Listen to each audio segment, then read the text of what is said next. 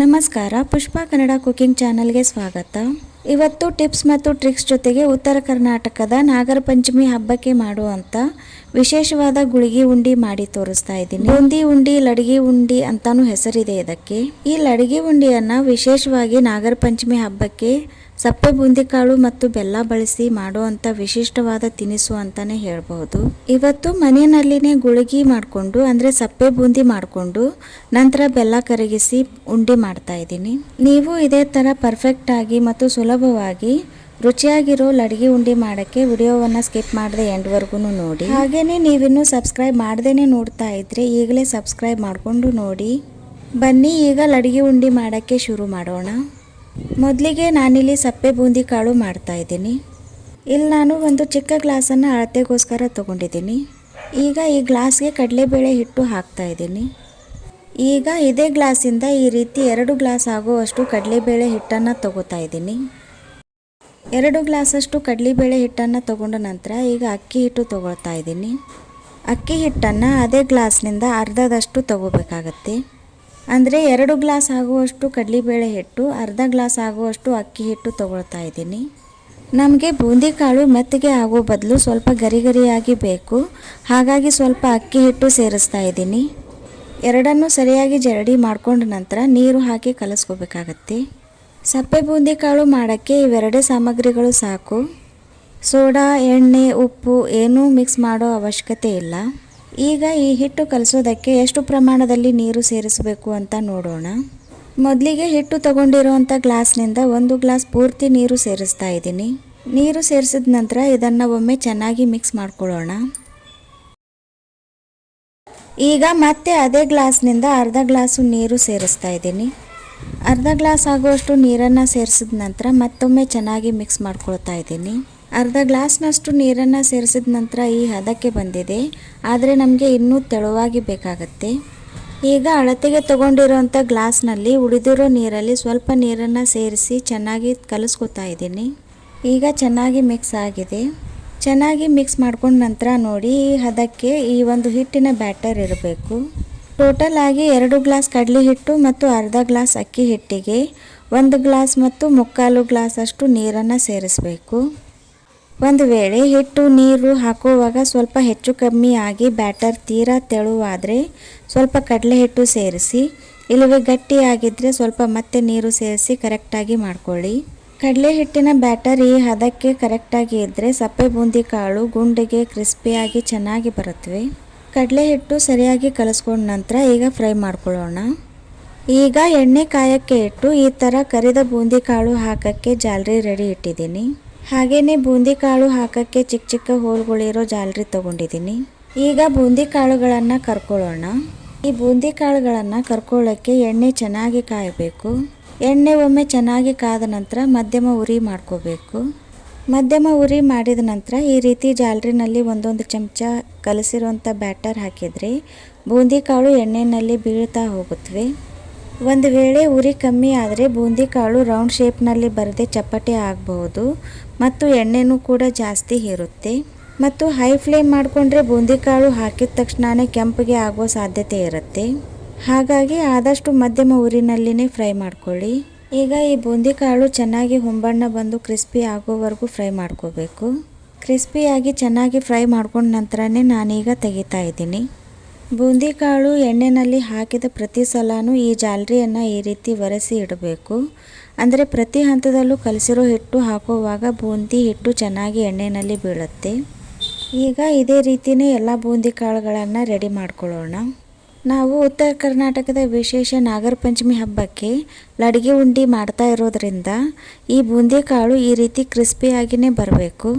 ಈ ಬೂಂದಿ ಕಾಳುಗಳನ್ನು plastic carry ಬ್ಯಾಗ್ನಲ್ಲಿ ಇಲ್ಲವೇ ಏರ್ಟೈಟ್ ಡಬ್ಬದಲ್ಲಿ ಹಾಕಿ ಇಟ್ಟು 1 ತಿಂಗಳವರೆಗೂ ಕೂಡ ಆರಾಮಾಗಿ ಸ್ಟೋರ್ ಮಾಡಿಕೊಂಡು ಫ್ರೆಶ್ ಆಗಿ ಲಡಗಿ ಉಂಡಿ ಮಾಡ್ಕೋಬಹುದು. ಈಗ ಈ ಕ್ರಿಸ್ಪಿಯಾಗಿರುವಂಥ ಬೂಂದಿ ಕಾಳು ಬಳಸ್ಕೊಂಡು ಉಂಡಿ ಮಾಡೋಣ. ಈ ಲಡಗಿ ಉಂಡೆಯನ್ನು ನಾನು ಬಟ್ಟಲಿನ ಅಳತೆಯಲ್ಲಿ ಮಾಡಿ ತೋರಿಸ್ತಾ ಇದ್ದೀನಿ. ಅಂದರೆ ಎಷ್ಟು ಬೂಂದಿ ಕಾಳಿಗೆ ಎಷ್ಟು ಪ್ರಮಾಣದಲ್ಲಿ ಬೆಲ್ಲ ಸೇರಿಸಬೇಕು ಅನ್ನೋದು ತಿಳಿಯುತ್ತೆ. ಈಗ ಅಳತೆಗೆ ತಗೊಂಡಿರುವಂಥ ಬಟ್ಟಲಿನಿಂದ ಬೂಂದಿ ಕಾಳುಗಳನ್ನು ಇನ್ನೊಂದು ಪಾತ್ರೆಗೆ ಹಾಕ್ತಾ ಇದ್ದೀನಿ. ಒಟ್ಟು 4 ಬಟ್ಲು ಬೂಂದಿ ಕಾಳು ಆಗಿದೆ. ಈಗ ಇದರಲ್ಲಿ ಸ್ವಲ್ಪ ಒಣ ಕೊಬ್ಬರಿ ತುರಿ ಸೇರಿಸ್ತಾ ಇದ್ದೀನಿ. ಜೊತೆಗೆ 5 ಏಲಕ್ಕಿಯನ್ನು ಪುಡಿ ಮಾಡಿ ಸೇರಿಸ್ತಾ ಇದ್ದೀನಿ. ಹಾಗೆಯೇ 2 ಟೇಬಲ್ ಸ್ಪೂನ್ ಆಗುವಷ್ಟು ಪುಟಾಣಿ ಹಿಟ್ಟು ಸೇರಿಸ್ತಾ ಇದ್ದೀನಿ. ಈಗ ಇದ್ರ ಜೊತೆಗೇ ತುಪ್ಪದಲ್ಲಿ ಹುರಿದಿರುವಂಥ ದ್ರಾಕ್ಷಿ, ಗೋಡಂಬಿ ತುಪ್ಪದ ಸಮೇತನೇ ಸೇರಿಸ್ತಾ ಇದ್ದೀನಿ. ಇದಿಷ್ಟು ಸಾಮಗ್ರಿಗಳನ್ನು ಸೇರಿಸ್ಕೊಂಡ ನಂತರ ಇದನ್ನೊಮ್ಮೆ ಚೆನ್ನಾಗಿ ಮಿಕ್ಸ್ ಮಾಡ್ಕೊಳ್ಳೋಣ. ಚೆನ್ನಾಗಿ ಒಮ್ಮೆ ಮಿಕ್ಸ್ ಮಾಡಿಕೊಂಡ ನಂತರ ಪಾಕ ರೆಡಿ ಮಾಡ್ಕೊಳ್ಳೋಣ. 4 ಬಟ್ಲು ಬೂಂದಿ ಕಾಳಿಗೆ 1.5ರಿಂದ 2 ಬಟ್ಲು ಪುಡಿ ಮಾಡಿದ ಬೆಲ್ಲ ತಗೋತಾ ಇದ್ದೀನಿ. 1.5 ಬಟ್ಲು ಸರಿ ಆಗುತ್ತೆ, ಆದರೆ ಹೆಚ್ಚು ಕಡಿಮೆ ಇರಲಿ ಅಂತ 2 ಬಟ್ಲು ಬೆಲ್ಲ ತಗೊಂಡಿದ್ದೀನಿ. ಯಾಕಂದರೆ ಮಾಡೋವಾಗ ಪಾಕ ಕಡಿಮೆ ಬೀಳಬಾರ್ದು. ಸ್ವಲ್ಪ ಪಾಕ ಹೆಚ್ಚಿಗೆ ಆಗಿ ಉಳಿದ್ರೆ ಮತ್ತೆ ಯಾವುದಾದ್ರೂ ಸಿಹಿಗೆ ಬಳಸ್ಕೋಬಹುದು. 2 ಬಟ್ಲು ಬೆಲ್ಲ ಸೇರಿಸಿದ ನಂತರ ಬೆಲ್ಲ ಮುಳುಗುವಷ್ಟು ನೀರು ಹಾಕಿ ಕರಗೋಕ್ಕೆ ಬಿಡಬೇಕು. ಬೆಲ್ಲ ಚೆನ್ನಾಗಿ ಕರಗಿದ ನಂತರ ಪಾಕ ಆಗೋಕ್ಕೆ ಬಿಡ್ತಾ ಇದ್ದೀನಿ. ಪಾಕ ಸರಿಯಾಗಿ ಬಂದರೆ ಈ ಲಡ್ಗೆ ಉಂಡೆಯನ್ನು ತುಂಬಾ ಸುಲಭವಾಗಿ ಕಟ್ಕೋಬಹುದು. ಬೆಲ್ಲ ಕರಗಿದ ನಂತರ 8ರಿಂದ 10 ನಿಮಿಷದಲ್ಲಿ ಪಾಕ ಬರುತ್ತೆ. ಸಣ್ಣ ಉರಿಯಲ್ಲಿ ಇಲ್ಲವೇ ನಡುವೆ ಮಧ್ಯಮ ಉರಿಯಲ್ಲಿ ಪಾಕ ಮಾಡ್ಕೋಬೇಕು. ಪಾಕ ಬಂದಿರೋದನ್ನು ಯಾವ ರೀತಿ ಟೆಸ್ಟ್ ಮಾಡಬೇಕು ಅನ್ನೋದನ್ನು ನೋಡಿ. ಪಾಕ ಬಂದಿರೋದನ್ನು ಟೆಸ್ಟ್ ಮಾಡೋಕ್ಕೆ ನಾನಿಲ್ಲಿ ಒಂದು ಪ್ಲೇಟ್ನಲ್ಲಿ ಸ್ವಲ್ಪ ನೀರು ತಗೊಂಡಿದ್ದೀನಿ. ಈಗ ಪಾಕ ನೋಡಿ ಸ್ವಲ್ಪ ಗಟ್ಟಿ ಆಗ್ತಾ ಇದೆ. ಈಗ ಇದರಲ್ಲಿನ ಸ್ವಲ್ಪ ಪಾಕ ತಗೊಂಡು ಈ ಪ್ಲೇಟ್ನಲ್ಲಿರೋ ನೀರಿಗೆ ಹಾಕಿ ನೋಡೋಣ. ಈಗ ಈ ಪ್ಲೇಟ್ನಲ್ಲಿ ಹಾಕಿರುವಂಥ ಪಾಕ ಬೆರಳಿನಿಂದ ಒಂದು ಕಡೆ ಕೂಡಿಸಿ ನೋಡಿ. ನೀರಿನಲ್ಲಿ ಒಂದಿಷ್ಟು ಸ್ಪ್ರೆಡ್ ಆಗದೆ ಒಂದೇ ಕಡೆ ಕೂತ್ರೆ ಪಾಕ ಆಗಿದೆ ಅಂತ ಅರ್ಥ. ಆದರೆ ಇಲ್ಲಿ ಪಾಕ ಒಂದೇ ಕಡೆಗೆ ಕೂಡ್ತಾ ಇಲ್ಲ. ಹಾಗಾಗಿ ಇನ್ನೂ 2ರಿಂದ 3 ನಿಮಿಷ ಬಿಡಬೇಕಾಗತ್ತೆ. 2ರಿಂದ 3 ನಿಮಿಷ ಆದ ನಂತರ ಮತ್ತೊಮ್ಮೆ ಟೆಸ್ಟ್ ಮಾಡ್ತಾ ಇದ್ದೀನಿ. ಈಗ ನೋಡ್ಬೋದು ಪಾಕ ಒಂದೇ ಕಡೆಗೆ ಕೂಡ್ಕೊಳ್ತಾ ಇದೆ. ಈಗ ಇದೇ ಪಾಕನ ತಗೊಂಡು ಇನ್ನೊಂದು ರೀತಿ ಟೆಸ್ಟ್ ಮಾಡಬಹುದು. ಪಾಕ ಬಿಸಿ ಇರುತ್ತೆ, ಸ್ವಲ್ಪ ನೋಡ್ಕೊಂಡು ಮಾಡಿ. 2 ಬೆರಳುಗಳ ಮಧ್ಯೆ ಗಮನಿಸಿ, ಈ ರೀತಿ ಬಂದರೆ ಒಂದೆಳೆ ಪಾಕ ಅಂತೀವಿ. ನಮಗೆ ಲಡ್ಗೆ ಉಂಡೆ ಮಾಡೋಕ್ಕೆ ಇದೇ ಥರದ ಒಂದೆಳೆ ಪಾಕ ಬೇಕು. ಈಗ ಗ್ಯಾಸ್ ಫ್ಲೇಮನ್ನು ಆಫ್ ಮಾಡಿ ಬಿಸಿ ಇರುವಾಗಲೇ ನಾವು ರೆಡಿ ಮಾಡಿ ಇಟ್ಟಿರೋ ಬೂಂದಿಕಾಳು ಮಿಶ್ರಣಕ್ಕೆ ಹಾಕೋಣ. ಮೊದಲಿಗೆ ಅರ್ಧದಷ್ಟು ಪಾಕ ಹಾಕ್ಕೊಂಡು ಒಂದು ಸಲ ಚೆನ್ನಾಗಿ ಮಿಕ್ಸ್ ಮಾಡ್ಕೊಳ್ಳೋಣ. ಚೆನ್ನಾಗಿ ಮಿಕ್ಸ್ ಮಾಡ್ಕೊಂಡ ನಂತರ ಮತ್ತೆ 1-2 ಟೇಬಲ್ ಸ್ಪೂನ್ ಆಗುವಷ್ಟು ಪುಟಾಣಿ ಹಿಟ್ಟು ಸೇರಿಸ್ತಾ ಇದ್ದೀನಿ. ಸ್ವಲ್ಪ ಪುಟಾಣಿ ಹಿಟ್ಟು ಸೇರಿಸೋದ್ರಿಂದ ಬೂಂದಿ ಕಾಳಿಗೆ ಬೈಂಡಿಂಗ್ ಚೆನ್ನಾಗಿ ಬರುತ್ತೆ ಮತ್ತು ಟೇಸ್ಟ್ ಕೂಡ ತುಂಬಾ ಚೆನ್ನಾಗಿರುತ್ತೆ. ಟೇಸ್ಟ್ ಅಷ್ಟೇ ಅಲ್ಲ, ಈ ಲಡ್ಗೆ ಉಂಡೆ ಪುಟಾಣಿ ಹಿಟ್ಟು ಸೇರಿಸೋದ್ರಿಂದ ಸಾಫ್ಟಾಗಿ ಇರುತ್ತೆ. ಹಾಗಾಗಿ ಈ ಲಡ್ಗೆ ಉಂಡೆ ಮಾಡುವಾಗ ಸ್ವಲ್ಪ ಪ್ರಮಾಣದಲ್ಲಿ ಪುಟಾಣಿ ಹಿಟ್ಟನ್ನು ಯೂಸ್ ಮಾಡಿ. ಪುಟಾಣಿ ಹಿಟ್ಟು ಹಾಕಿ ಚೆನ್ನಾಗಿ ಮಿಕ್ಸ್ ಮಾಡ್ಕೊಂಡ ನಂತರ ಮತ್ತೆ ಸ್ವಲ್ಪ ಪಾಕ ಸೇರಿಸೋಣ. ಪಾಕ ಸೇರಿಸಿದ ನಂತರ ಮತ್ತೊಮ್ಮೆ ಚೆನ್ನಾಗಿ ಮಿಕ್ಸ್ ಮಾಡ್ಕೊಳ್ಳಿ. ಈ ರೀತಿ ಎಲ್ಲ ಬೂಂದಿ ಕಾಳಿಗೂ ಪಾಕ ಚೆನ್ನಾಗಿ ಹಿಡಿಬೇಕು. ನಾರ್ಮಲ್ ರೂಮ್ ಟೆಂಪ್ರೇಚರ್ನಲ್ಲಿ ಇರುವಂಥ ಈ ಬೂಂದಿ ಕಾಳಿಗೆ ಬಿಸಿಯಾಗಿರೋ ಪಾಕ ಸೇರಿಸಿ ಚೆನ್ನಾಗಿ 2-3 ನಿಮಿಷ ಮಿಕ್ಸ್ ಮಾಡಿದ ನಂತರ ಈ ಮಿಶ್ರಣ ತುಂಬ ಬಿಸಿ ಇರಲ್ಲ, ಕೈಯಿಂದ ಮುಟ್ಟುವಷ್ಟು ಬಿಸಿ ಇರುತ್ತೆ. ಹಾಗಾಗಿ ಆರಾಮಾಗಿ ಉಂಡೆ ಕಟ್ಕೋಬಹುದು. ಈ ಮಿಶ್ರಣ ಜಾಸ್ತಿ ಬಿಸಿ ಇರಲ್ಲ, ಹಾಗಂತ ಪೂರ್ತಿ ತಣ್ಣಗಾಗೋವರೆಗೂ ಬಿಡಬಾರ್ದು. ಈಗ ಪಾಕ ಕೂಡಿಸಿರುವಂಥ ಈ ಮಿಶ್ರಣಕ್ಕೆ ಸ್ವಲ್ಪ ಪುಟಾಣಿ ಹಿಟ್ಟನ್ನು ಉದುರಿಸಿ ಹಾಗೆಯೇ 2 ಕೈಗಳಿಗೂ ಪುಟಾಣಿ ಹಿಟ್ಟನ್ನು ಹಚ್ಚಿಕೊಂಡು ಈ ರೀತಿ ಉಂಡೆ ಕಟ್ಕೊಳ್ಳಿ. ಪುಟಾಣಿ ಹಿಟ್ಟನ್ನು ಕೈಗೆ ಹಚ್ಕೊಳ್ಳೋದ್ರಿಂದ ಬೆಲ್ಲದ ಚಿಪ್ಪಿ ಅಂಟಲ್ಲ, ಹಾಗಾಗಿ ಪುಟಾಣಿ ಹಿಟ್ಟನ್ನು ಬಳಸ್ತಾ ಇದ್ದೀನಿ. ಇಲ್ಲಿ ಕೆಲವರು ಕೈಗೆ ನೀರು ಹಚ್ಕೊಂಡು ಇಲ್ಲವೇ ತುಪ್ಪ ಹಚ್ಕೊಂಡು ಉಂಡೆ ಕಟ್ತಾರೆ. ಆದರೆ ನನ್ನ ಪ್ರಕಾರ ಕೈಗೆ ಪುಟಾಣಿ ಹಿಟ್ಟನ್ನು ಹಚ್ಕೊಂಡು ಕಟ್ಟಿದ್ರೆ ತುಂಬ ಈಸಿಯಾಗಿ ಬೇಗನೆ ಮಾಡ್ಕೋಬಹುದು. ಪಾಕ ಚೆನ್ನಾಗಿ ಬಂದಿರೋದ್ರಿಂದ ಕೈಯಿಂದ ಸ್ವಲ್ಪ ಒತ್ತಿದ್ರೇ ಸಾಕು, ಉಂಡೆಗಳು ಚೆನ್ನಾಗಿ ಕೂಡ್ಕೊಳ್ತಾ ಇವೆ.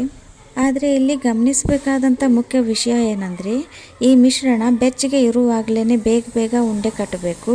ಪೂರ್ತಿ ತಣ್ಣಗಾದರೆ ಉಂಡೆ ಶೇಪ್ ಸರಿಯಾಗಿ ಬರಲ್ಲ. ಹಾಗಂತ ಹೆದರೋ ಅವಶ್ಯಕತೆ ಇಲ್ಲ. ಆಗ ಈ ಪಾತ್ರೆಗೆ ಮತ್ತೆ ಸ್ವಲ್ಪ ತುಪ್ಪ ಹಾಕಿ ಒಲೆ ಮೇಲೆ ತಿರುತ್ತಾ ಬಿಸಿ ಮಾಡಿಕೊಂಡ್ರೆ ಮತ್ತೆ ಉಂಡೆ ಕಟ್ಟುವಂಥ ಹದಕ್ಕೆ ಬರುತ್ತೆ. ಆಗ ಮತ್ತೆ ಸುಲಭವಾಗಿ ಉಂಡೆ ಕಟ್ಕೋಬಹುದು.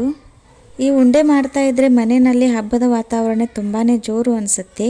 ಇದೇ ಥರ ಶೇಂಗಾ ಉಂಡೆ, ಗುಳ್ಳಡಿಕೆ ಉಂಡೆ, ದಾನಿ ಉಂಡೆ ಮತ್ತು ಪುಟಾಣಿ ಹಿಟ್ಟಿನ ಉಂಡೆ ಕೂಡ ಮಾಡ್ಕೋಬಹುದು. ನಿಜವಾಗ್ಲೂ ಹೇಳ್ತೀನಿ, ಈ ರುಚಿಯಾಗಿರೋ ಲಡ್ಗೆ ಉಂಡೆಗಳನ್ನು ಮಾಡೋದು ತುಂಬಾ ಸುಲಭ ಮತ್ತು ತಿನ್ನೋಕ್ಕೆ ತುಂಬಾ ರುಚಿಯಾಗಿರುತ್ತೆ. ಖಂಡಿತ ಈ ವಿಧಾನದಲ್ಲಿ ಒಮ್ಮೆ ಮಾಡಿಕೊಂಡು ನೋಡಿ. ಹೇಗೆ ಬಂತು ಅನ್ನೋದನ್ನು ಕಮೆಂಟ್ ಮಾಡಿ ತಿಳಿಸಿ. ಸಾಂಪ್ರದಾಯಿಕ ವಿಧಾನದಲ್ಲಿ ಮಾಡಿದ ಈ ಲಡಗಿ ಉಂಡಿ ವಿಡಿಯೋವನ್ನು ಆದಷ್ಟು ನಿಮ್ಮ ಫ್ರೆಂಡ್ಸ್ ಮತ್ತು ರಿಲೇಟಿವ್ಸ್ಗಳಿಗೆ ಶೇರ್ ಮಾಡಿ. ಹಾಗೆಯೇ ಈ ವಿಡಿಯೋ ನಿಮಗೆ ಸ್ವಲ್ಪನಾದರೂ ಉಪಯುಕ್ತ ಅನಿಸಿದರೆ ಒಂದು ಲೈಕ್ ಮಾಡಿ. ಮತ್ತು ಇದೇ ಥರದ ಸಾಂಪ್ರದಾಯಿಕ ವಿಡಿಯೋಗಳಿಗಾಗಿ ಚಾನಲನ್ನು ಸಬ್ಸ್ಕ್ರೈಬ್ ಮಾಡಿ. ಹಾಗೆಯೇ ನಿಮಗೆಲ್ಲರಿಗೂ ನಾಗರ ಪಂಚಮಿ ಹಬ್ಬದ ಶುಭಾಶಯಗಳನ್ನು ತಿಳಿಸ್ತಾ ಇವತ್ತಿನ ಈ ವಿಡಿಯೋವನ್ನು ಮುಗಿಸ್ತಾ ಇದ್ದೀನಿ. Keep watching and thank you.